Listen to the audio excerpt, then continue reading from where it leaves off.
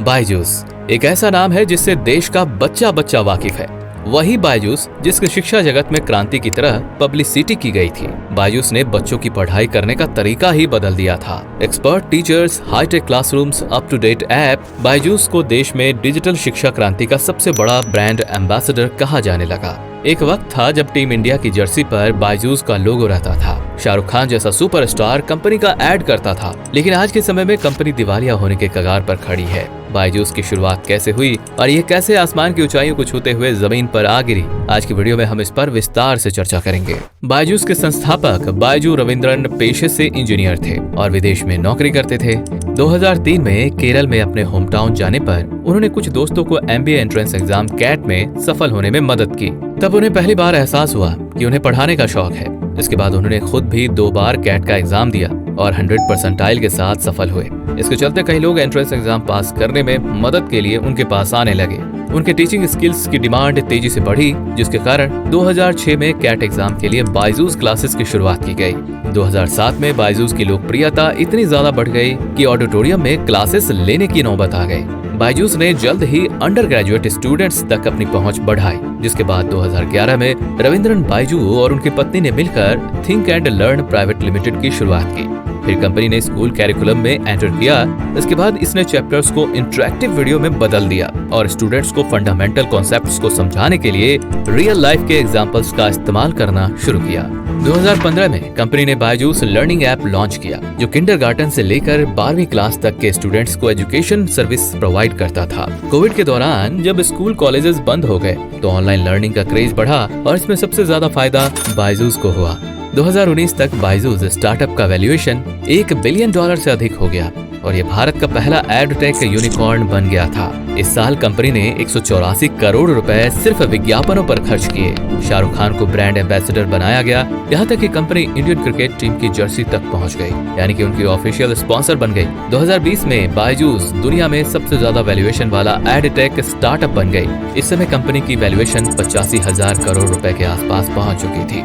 इस दौरान बायजूस ने तेजी से अपना बिजनेस बढ़ाया और कई स्टार्टअप शुरू किए। कंपनी ने आकाश इंस्टीट्यूट, आई रोबोट ट्यूटर, हैशलर्न, व्हाइट जूनियर और टॉपर जैसी कई कंपनियों का अधिग्रहण कर लिया।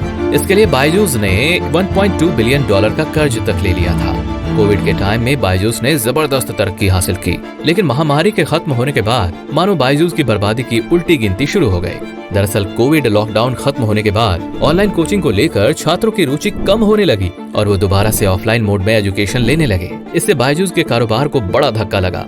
छात्रों की घटती संख्या के कारण बायजूस की इनकम तो कम हो ही गई, लेकिन भारी भरकम निवेश के कारण खर्च बरकरार रहे।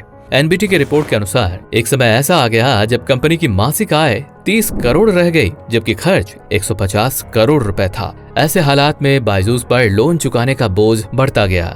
इन्वेस्टमेंट फर्म ब्लैक रॉक ने मार्च 2022 में कंपनी का वैल्यूएशन $22 बिलियन से घटाकर $8.4 बिलियन कर दिया। वहीं जून में फर्म ने इसका वैल्यूएशन $5.1 बिलियन आंका। जब सितंबर 2022 में करीब 18 महीने की देरी से कंपनी ने अपने वित्तीय आंकड़े जारी किए तो पता चला कि बायजूस को वित्तीय वर्ष 2021 में 4,589 करोड़ का घाटा हुआ। इसके बाद से लगातार बायजूस में कॉर्पोरेट गवर्नेंस और अकाउंट्स में गड़बड़ी की बातें सामने आई। लाइव मिंट की एक रिपोर्ट के मुताबिक EPFO डेटा सामने आए, जिसमें यह खुलासा हुआ था कि बायजूस ने अधिकांश कर्मचारियों की PF मनी जमा ही नहीं की है। अफवाह ये फैल गई कि कंपनी ने अपने कर्मचारियों से जो टैक्स काटा उसे सरकार को जमा करने में नाकाम रही। चर्चा होने लगी कि कंपनी इन पैसों का इस्तेमाल दूसरे मकसद के लिए कर रही है। इसके बाद गूगल और फेसबुक ने ऐड चलाने और बकाया सेटल करने के लिए बायजूस का अकाउंट सस्पेंड कर दिया। कस्टमर्स ने कंपनी से अपना रिफंड मांगना शुरू कर दिया।